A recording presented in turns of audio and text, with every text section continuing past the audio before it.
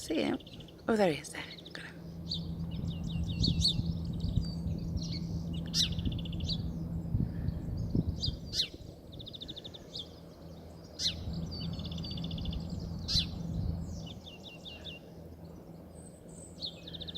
Oh, it's just beautiful, that bird song. Must be full of them in there, in those bushes.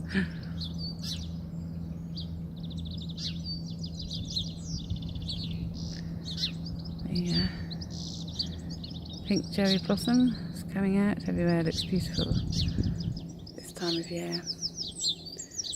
The pink blossoms, the wild garlic, the white flowers.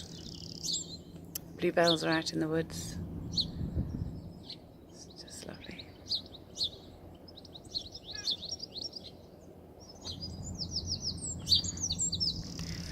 So, sea mist.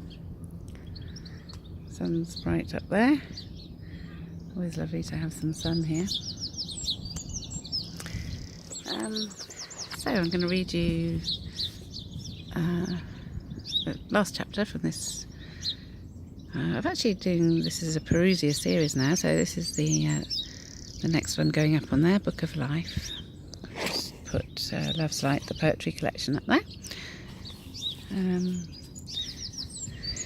So it's looking at how the love of Christ is the whole spirit of love. So how love heals, Love's Light, that's why I've called it Love's Light. Of course it's that energy, that well-being within us, the way our energies flow and move. And coming away from the cortisol stress response. I have the hashtag love is not a cortisol. And I think many of us are living in the cortisol state of stress, and of course cortisols are stress hormones.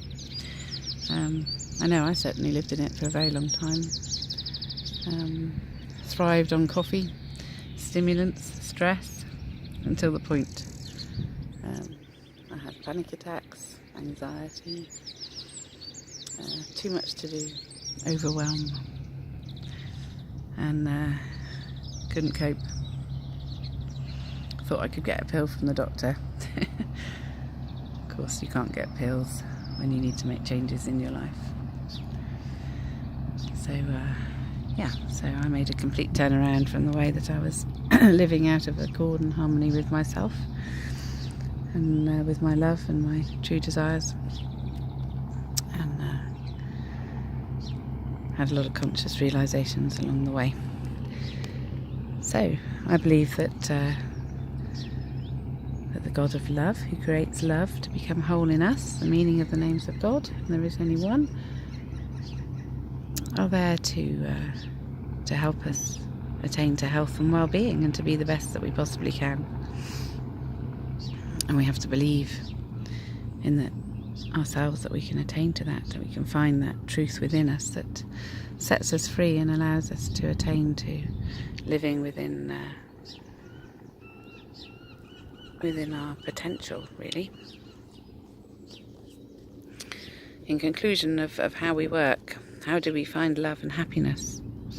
How can we find peace? I think it is only by knowing and practicing love, which is a positively conscious spiritual state of being.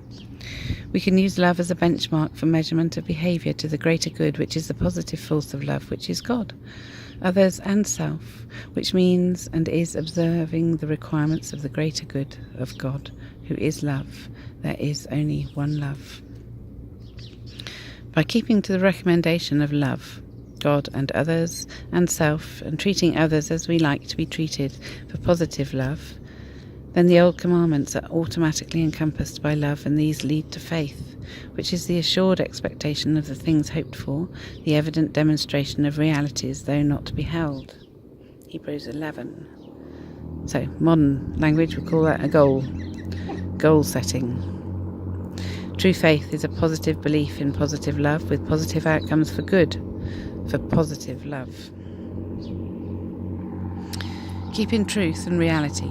Keep awake, keep aware, and keep conscious. Know the emotions well enough to be able to identify each one. You know and control them, not them control you. The life cycle can help you to discern this, and recognise fear-based insecurities and exercise them by exercising a positive state of mind over them, and exercise the body physically. So the life cycle, I think I've got that up on YouTube somewhere. So have a look on there. I think I've got that as a blog as well, actually, on my www.francis.org, which is my new website, which hasn't really got very much on it yet, but I'll put some more stuff out. You'll find most of my work on YouTube or Facebook. Practice positive states of mind. Keep true, keep in truth. Acknowledge error and turn around from mistakes. Be sorry, repent, trust and forgive. These behaviours give a clear conscience and a peace of mind, thereby creating happiness, love and faith, to keep positive and for all to be happy.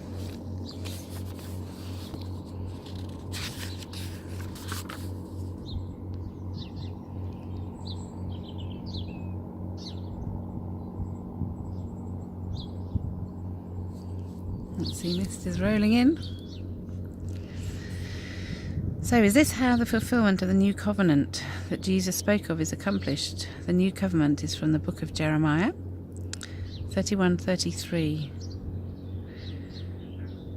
It says, "For this is the covenant that I shall conclude with the house of Israel after those days," is the utterance of Yahweh, he who causes to become.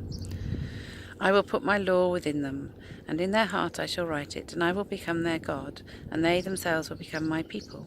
And they will no more teach each one his companion and each other his brother, saying, Jehovah, for they will all of them know me, from the least one of them to the greatest one of them," is the utterance of the force that causes love to become, called Yahweh. "For I shall forgive their error, and their sin I shall remember no more." Jehovah means he who causes to become, whole in us, by a whole spirit of love made whole in us, which is the meaning of the name Jesus Christ, the Anointed One.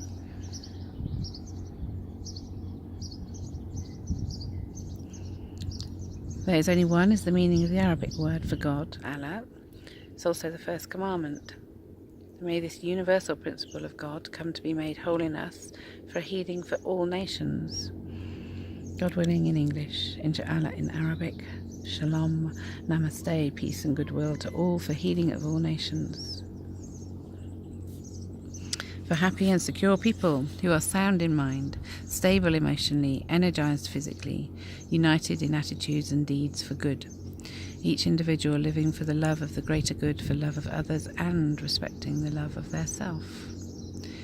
It's a balanced measure, thereby reaching full potential as individuals, in communities, nations, globally, throughout the earth in peace and harmony, truly balanced, confident, valued, true, loved, content and happy people. God is love, light and a positive energy force, with focused order, energy, which is happiness in us. Oh, I'm just going to get a still. That mist, just lovely.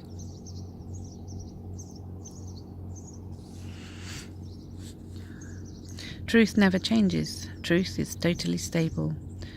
Truth is reality. And truth is what is right. But we each have different truths, so sometimes our truths have pain and we need to process that pain in order to be set free from it. And that heals pain.